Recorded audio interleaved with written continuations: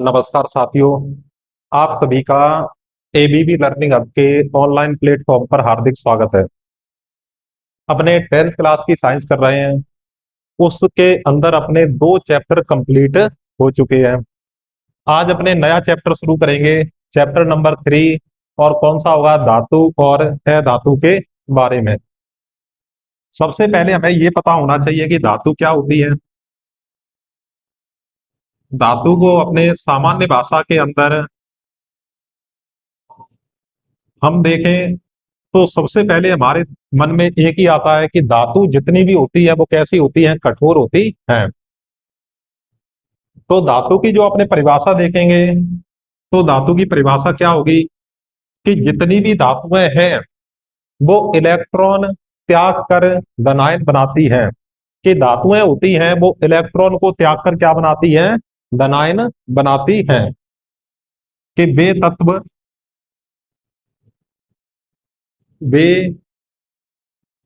तत्व जो इलेक्ट्रॉन का या इलेक्ट्रॉन को त्याग कर धनायन बनाते हैं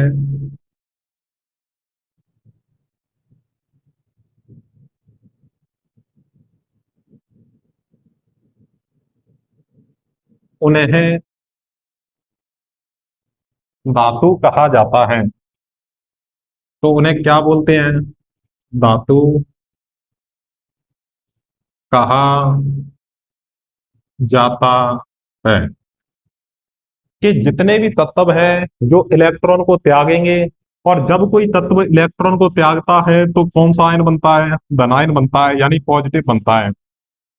तो हम ये भी कह सकते हैं कि जो धातुओं की संयोजकता होती है वो सारी की सारी क्या होती है? धनायन में होती है या धनात्मक होती है। आपने कई तत्वों की संयोजकता जैसे पिछले अध्याय में हम पढ़ चुके हैं कि हमने काफी सारे तत्वों की संयोजकता +1, +2, +3, कईयों की +4 भी होती है। तो वहां तक हमने सोची है। तो वो जितने की भी संयोजकताएं प्लस के अंदर होती है वो सारी क्या कहलाती हैं? धातुएं कहलाती हैं। जैसे इसका अपने उदाहरण देखें। सोडियम हो गया। सोडियम यानी Na+। ये भी क्या होती? इसने एक इलेक्ट्रॉन का त्याग किया है, तो सोडियम भी क्या होती है? धातु होती है। पोटेशियम भी धातु है। पोटेशियम जिसको हमने कहा था पोटेशियम की संयोजकता होती है वो +1 होती है। मैग्नीशियम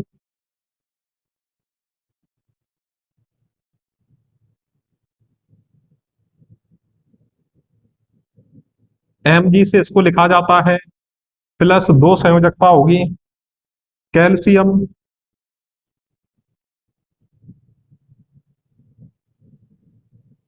जिसको Ca के द्वारा लिखा जाता है, +2 संयोजकता होती है। जिंक Zn इसकी भी +2 संयोजकता होती है। तो जिनकी तो संयोजकता प्लस के अंदर होगी वो लगभग क्या होंगे? सारी की सारी धातुएं होंगी। जैसे हमने कुछ धातुओं के एग्जाम्पल लिखे, सोडियम, पोटेशियम, मैग्नीशियम, कैल्शियम और जिंक। के अपने जो आवर्त सारणी होती है, आवर्त सारणी में कुल कितने तत्व होते हैं? 118 होते हैं। उन तत्वों के अंदर हम बात करें आवर्त सारणी के कि बाईं ओर, आवर्त सारणी के बाईं ओर क्या पाई जाती हैं? धातुएं पाई जाती है। तो हम यहाँ पे लिख सकते हैं कि आवर्त सारणी के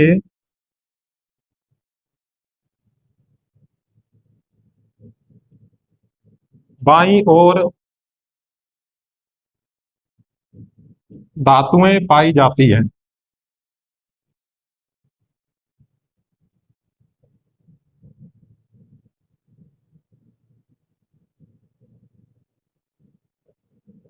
तो ये तो क्या हो गई कि अपने धातुओं की परिभाषा हो गई कि वे तत्व जो इलेक्ट्रॉन का त्याग कर धनायन बनाते हैं उन्हें धातुएं कहते हैं। धातुओं के उदाहरण देख लिए। और धातुएं कहां पर होती हैं? लगभग आपको बाईं तरफ मिलती हैं। अगर अपने दाई तरफ बात करें तो दाई तरफ की जो होती है वो लगभग क्या होती है, अधातुएं होंगी। और बीच में एक रेखा, बीच में जो पाई जाती है उनको बोलते हैं उपधातु बोलते हैं। जैसे अपने बात करें कि अपना जो प्रश्न आता है वो आता है धातुओं के भौतिक गुण धर्म से। धातुओं के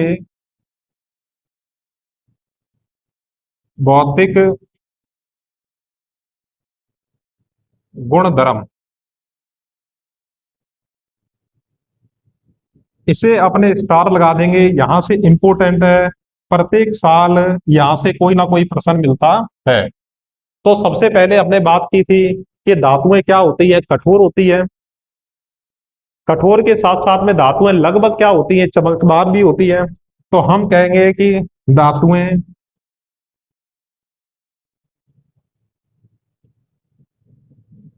धातुएं कठोर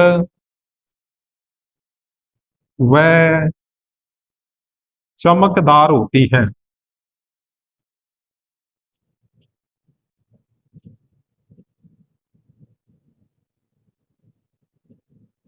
चमकदार होती हैं। कि धातुएं कैसी होंगी, कठोर होंगी, और कैसी होंगी, चमकदार होंगी। इसके बाद में हम बात करें कि इसके भी अपने अपवाद भी साथ साथ में पढ़ते जाएंगे कि इसके अपवाद कौन कौन से होते हैं। हमने कहा कि धातुएं कैसी होती है, कठोर होती है, ठोस होती है यानी चमकदार होती है, ठोस चमकदार होती है। लेकिन इसके अंदर एक ऐसी धातु है जिसे अपने अपवाद की श्रेणी में पढ़ेंगे, मरकरी। मरकरी को ही क्या बोला जाता है, पारा। और पारे को लिखते हैं अपने Hg के द्वारा। कि मरकरी या पारा धातु होती है कि मरकरी, पारा यानी Hg धातु कमरे के ताप पर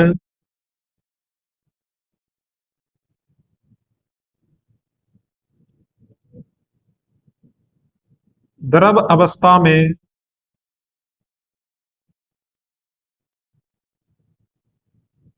पाई जाती है। कमरे के ताप पर कौन सी अवस्था में पाई जाती है, द्रव अवस्था में पाई जाती है।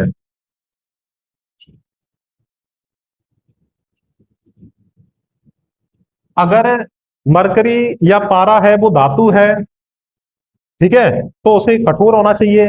लेकिन जब इसका विपरीत होता है, उल्टा होता है, तो हम उसको किसकी श्रेणी में रखते हैं, अपवाद की श्रेणी में रखते हैं। तो यहां से एक प्रश्न, बहुत अच्छा प्रश्न बन सकता है कि ऐसी धातु का नाम बताइए जो कमरे के ताप पर द्रव अवस्था में पाई जाती है।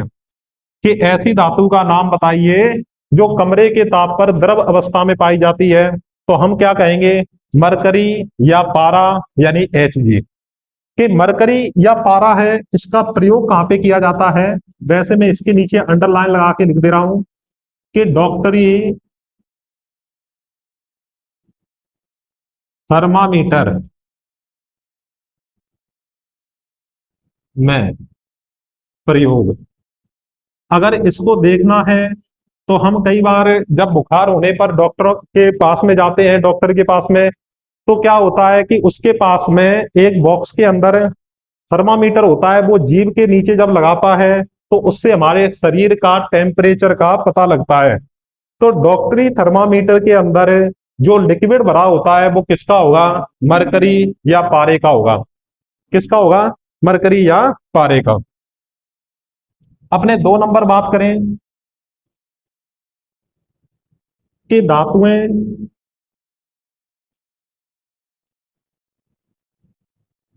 कठोर सतह से टकराकर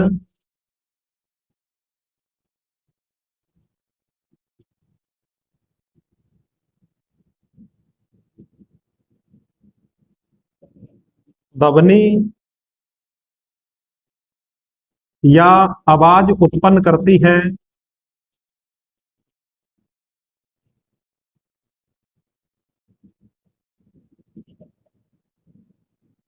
दबनी या आवाज उत्पन्न करती है। और धातुओं के इस गुण को, कि धातुओं के इस गुण को अपने क्या बोलते हैं? दवनिकता बोलते हैं। कि धातुएं किसी कठोर सतह से टकराकर ध्वनि या आवाज उत्पन्न करती है, और धातुओं के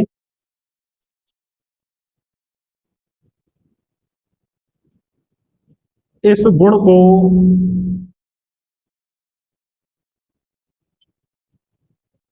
दवनिकता कहते हैं।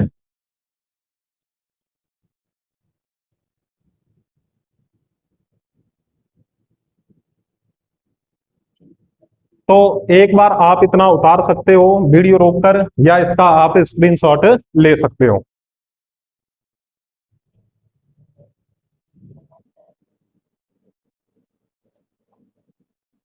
आपने इसको उतार लिया होगा।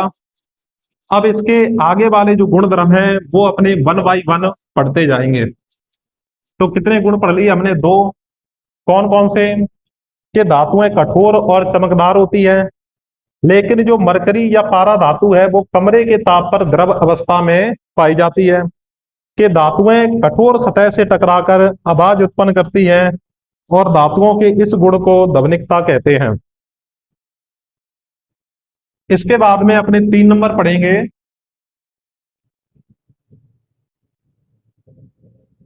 धातुएं विद्युत व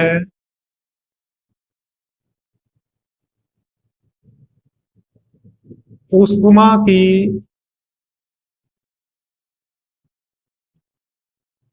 भूचालक होती है।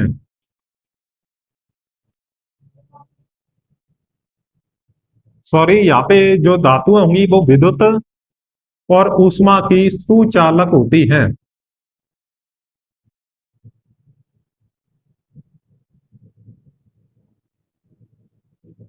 कि जितनी भी धातुएं हैं वो अपने विद्युत की और ऊष्मा की क्या होंगी? सुचालक होंगी।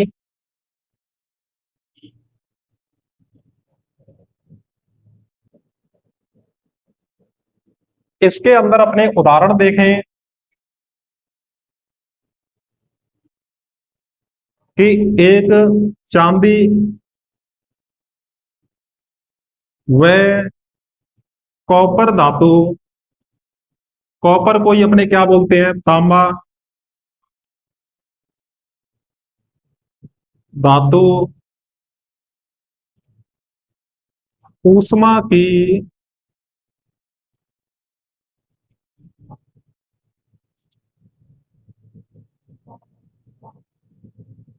सर्वोत्तम ऊष्मा कह दो, या इसके अंदर आप क्या लिख सकते हो कि विद्युत भी यहाँ पे ऊष्मा व विद्युत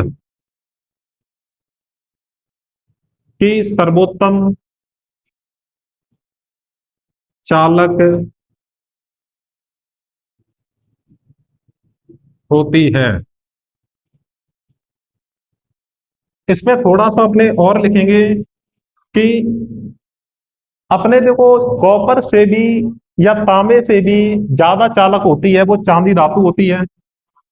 पर चांदी का प्रयोग है वो अपने तार बनाने में क्यों नहीं करते? क्योंकि चांदी धातु होती है वो महंगी होती है, कॉस्टली होती है। इस वजह से चांदी की तुलना में जो कॉपर है वो कौसी सस्ती धातु होती है, इसलिए अपने कॉपर की तारें बनाई जाती हैं। विद्युत तार बनाने में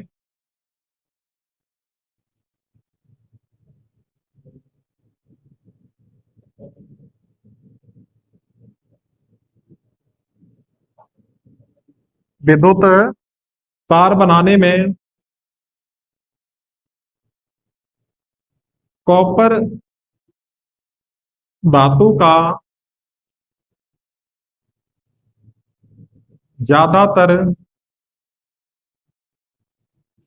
प्रयोग किया जाता है,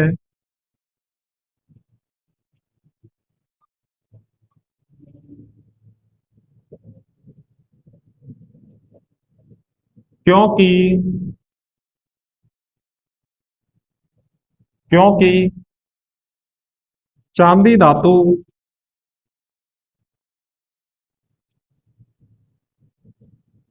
कॉपर की तुलना में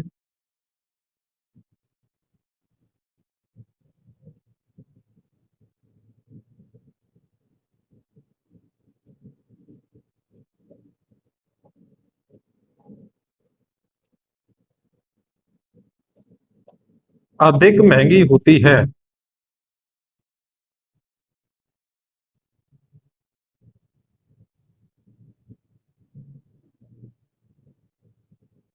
इसके अंदर भी अपने अपवाद पढ़ेंगे कि दो धातुएं ऐसी होती हैं जो विद्युत और ऊष्मा की कुचालक होती हैं। धातु है तो उन्हें को क्या होना चाहिए, सुचालक होना चाहिए। लेकिन वह क्या होती है, कुचालक होती है। जैसे एक धातु का नाम बताएं अपने तो पारा होगा, जिसे अपने मरकरी बोलते हैं। देखो इसके अंदर अपवाद में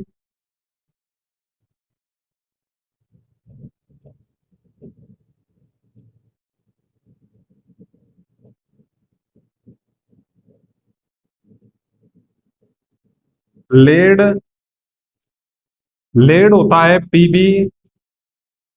वह मरकरी जो अपने अभी पढ़ा था डॉक्टरी थर्मामीटर में जिसका प्रयोग किया जाता है। तो लेड और मरकरी धातु ऊष्मा व विद्युत की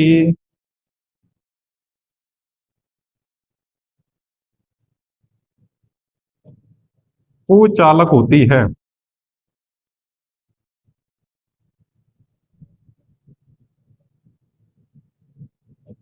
कुचालक होती है।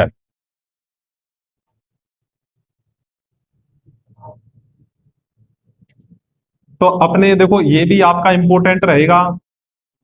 और अगर ये पूछना चाहे तो ये भी परीक्षा के अंदर पूछा जा सकता है।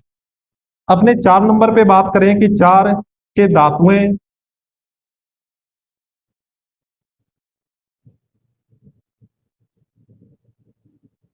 धातुओं में तन्यता का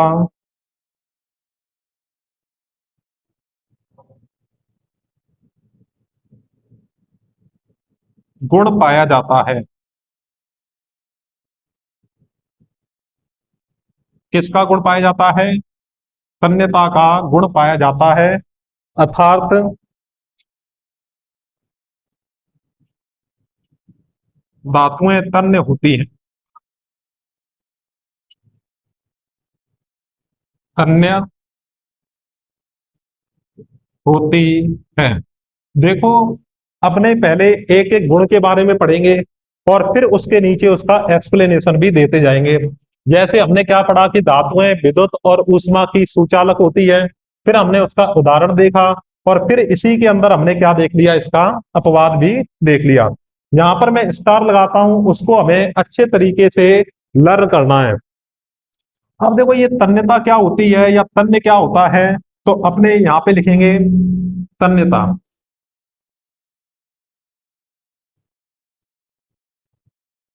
कि धातुओं का वह गुण जिसमें धातुओं को पीटकर पतली तार में परिवर्तित किया जाता है। तो इसको अपने इस गुण को तन्य कहते हैं, तन्यता कहते हैं।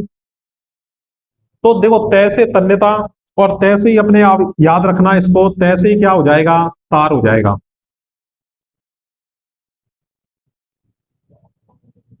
ऐसी धातु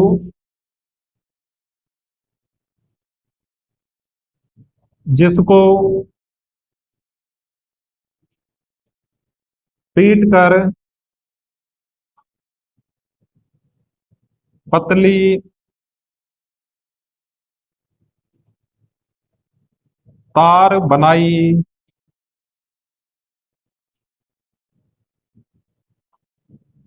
जाती है। धातुओं के इस गुण को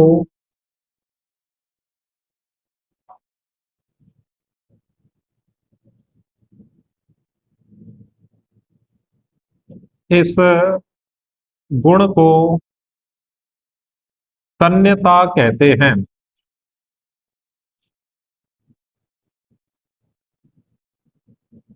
कि धातुओं का वह गुण जिसमें धातु को पीटकर पतली तार बनाई जा सकती है, तो धातुओं के इस गुण को तन्यता कहते हैं। क्या बोलते हैं, तन्यता बोलते हैं। अब इसका जो उदाहरण है वो भी इंपॉर्टेंट है, काफी बार परीक्षा में पूछा हुआ है कि सर्वाधिक तन्य धातु, सर्वाधिक तन्य धातु वो क्या होगी? सोना होगी। सर्वाधिक जो तन्य धातु है वो क्या होती है? सोना। और सोने का जो प्रतीक होता है उसे बोलते हैं अपने ए यू, एरम होता है यानी सोना। तो सोने का अगर आपसे प्रतीक पूछ लिया जाए तो अपने क्या बताएंगे? ए यू। देखो कुछ नए तत्व आते जाएंगे, उनके जो प्रतीक है वो साथ साथ में आपको मैं लर्न करवाता जाऊंगा। तो आपको यहाँ पे सोने का क्या रखना है? एयू। और लेड का याद क्या रखना है? पीबी। और मरकरी का जो प्रतीक होता है उसको क्या लिखते हैं अपने? एच जी लिखते हैं। मैंने आपको 30 तक तत्व पहले याद करवाए हुए हैं, और आगे जो नए तत्व आते जाएंगे उनको मैं आपको साथ साथ में बताता जाऊंगा। तो सर्वाधिक तन्य धातु है वो क्या होती है? सोना। क्योंकि 1 ग्राम सोने से 2 किलोमीटर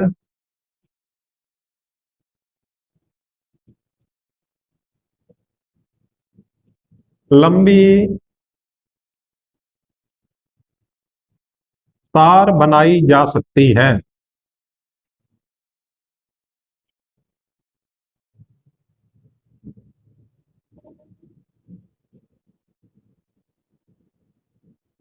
बनाई जा सकती है। कि आपसे प्रश्न कैसे आएगा कि सर्वाधिक तन्य धातु का नाम लिखिए, तो आप लिखोगे सोना। क्यों?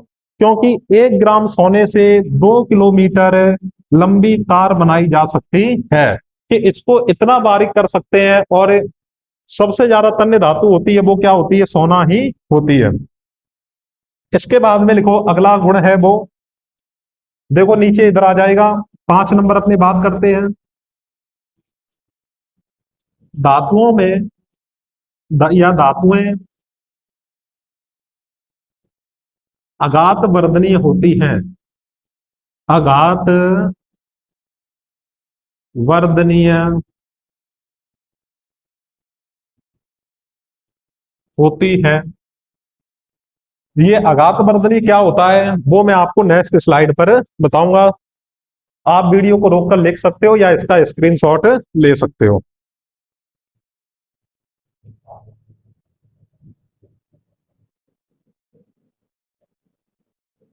अब अपने पढ़ेंगे किसके बारे में? अघात वर्धनीयता के बारे में, कि अघात वर्धनीय क्या होता है। जैसे हमने तन्यता के बारे में पढ़ा कि तय से तन्य और तय से क्या होता है? तार। कि ऐसी धातु जिसको पीट कर पतली तार बनाई जा सकती है उसको अपने क्या बोलते हैं? तन्य बोलते हैं, या तन्यता बोलते हैं इस गुण को। तो इसी प्रकार से अघात वर्धनी में क्या होगा? आप यहां पे हेडिंग डाल दो क्या? अघात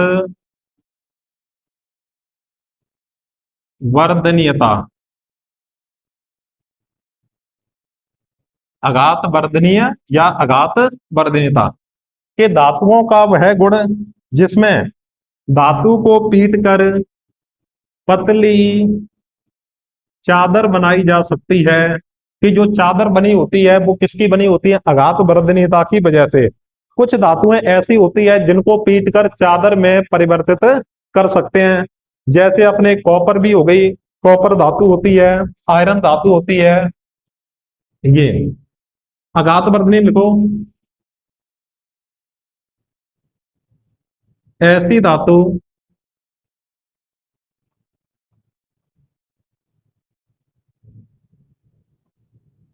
जिसे, ऐसी धातु जिसे, या अपने कहें जिसको पीट कर, जैसे अपने पीछे पीछे जो परिभाषा लिखी थी ना उसी तरीके से इसको लिख देंगे। कि ऐसी धातु जिसको पीट कर चादर, और इसी को बोलते हैं अपने सीट बनाई जाती है, अघात वर्धनीय कहलाती है। अघात वर्धनीय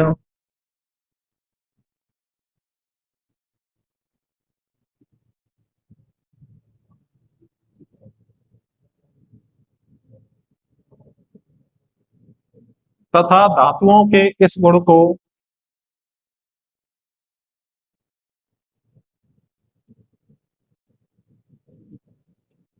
धातुओं के इस गुण को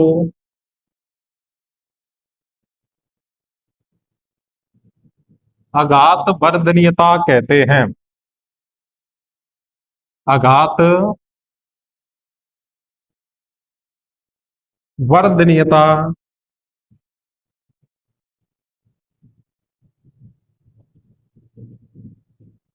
कहते हैं कि ऐसी धातु जिसको पीट कर पतली तार बनाते तो उसे तन्यता कहते हैं। पर पीट कर चादर में परिवर्तित कर सकते हैं या चादर बनाई जा सकती है तो इस गुण को अपने क्या बोलते हैं? अघात वर्धनीय बोलते हैं। और इसके उदाहरण देखो, जैसे एल्यूमिनियम,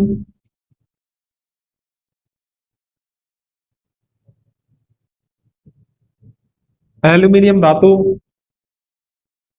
जिसका प्रतीक होता है Al। आयरन, इसका प्रतीक होगा Fe। और अपने कॉपर की भी चादर बना सकते हैं, कॉपर या तांबा, Cu आदि। तो ये क्या हो गया? अपने अघात वर्धनीय हो गया।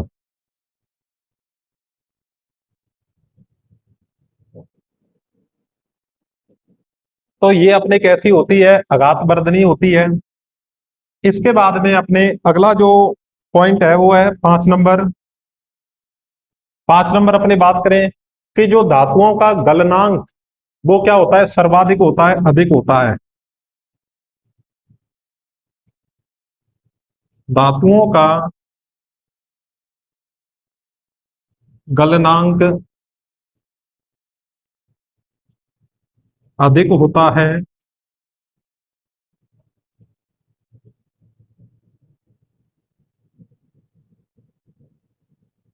मतलब क्या है कि इसका जो मेल्टिंग पॉइंट है, पिघलाने वाला बिंदु है, इसको पिघलाने के लिए धातुओं को ज्यादा टेम्परेचर की आवश्यकता होती है। लेकिन इसी के अंदर अपने इसका अपवाद पढ़ेंगे। अपवाद में हम क्या देखें कि गैलियम,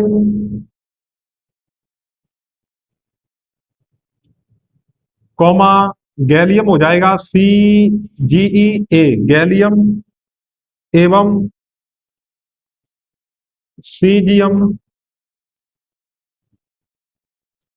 यानी CS, धातु का गलनांक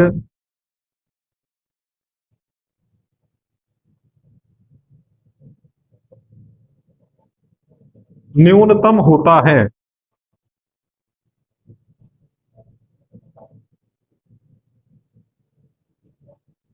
कैसा होता है ये? न्यूनतम होता है। और इसको हथेली पर रखते ही ये पिघल जाती है, क्योंकि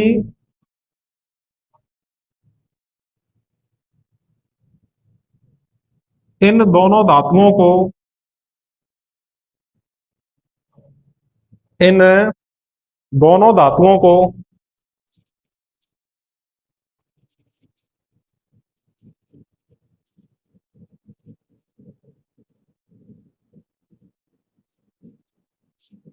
या अपने ये कहें, क्योंकि ये दोनों धातुएं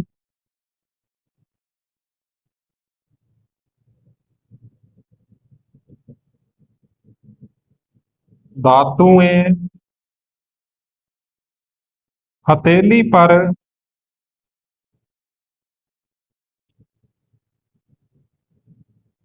रखते ही पिघल जाती है।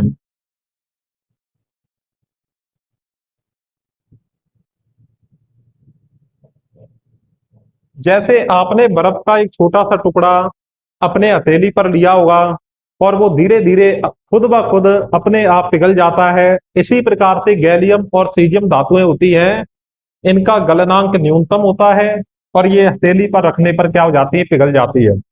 कि इंपॉर्टेंट क्यों है? क्योंकि जितनी भी धातुएं होती हैं उनका जो गलनांक है वो क्या होता है, अधिक होता है। लेकिन जो दो धातुएं हैं, गैलियम और सीजियम, ये दोनों धातुओं का गलनांक क्या होता है, न्यूनतम होता है। इसके बाद में अगला पॉइंट है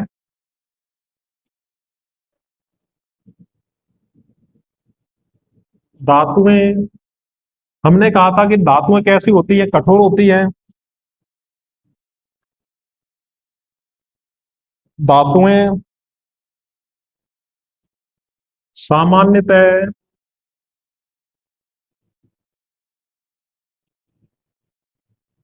कठोर होती है, ये बात हम पढ़ चुके हैं। लेकिन क्या? लेकिन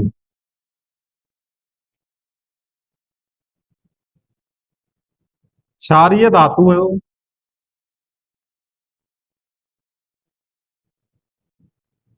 क्षारीय धातुएं जैसे सोडियम, यानी Na, लिथियम यानी Li, कॉमा एक और धातु है सोडियम, लिथियम और पोटेशियम। पोटेशियम यानी के धातुएं सामान्यतः कठोर होती है, लेकिन क्षारीय धातुएं जैसे जैसे अपने बात करें कि सोडियम, पोटेशियम और लिथियम और पोटेशियम धातु मुलायम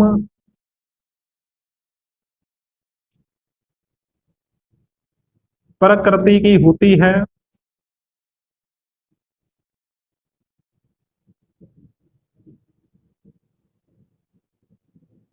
अतः इन्हें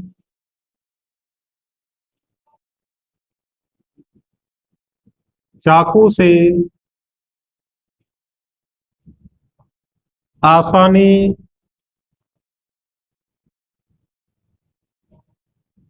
से काटा जा सकता है। जा सकता है कि ऐसी धातुओं के नाम बताइए जो मुलायम होती है और जिन धातुओं को अपने चाकू से आसानी से काटा जा सकता है। तो वो कौन कौन सी होगी? सोडियम, पोटेशियम और लिथियम।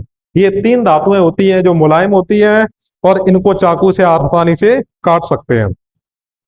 तो इसको एक बार वीडियो रोक के आप लिख सकते हो इसको।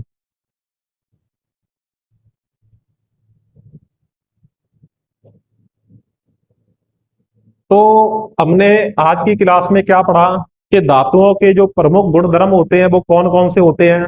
तो हमने इसमें कहा था कि जो धातुएं कैसी होती है, कि धातुएं कठोर होती हैं,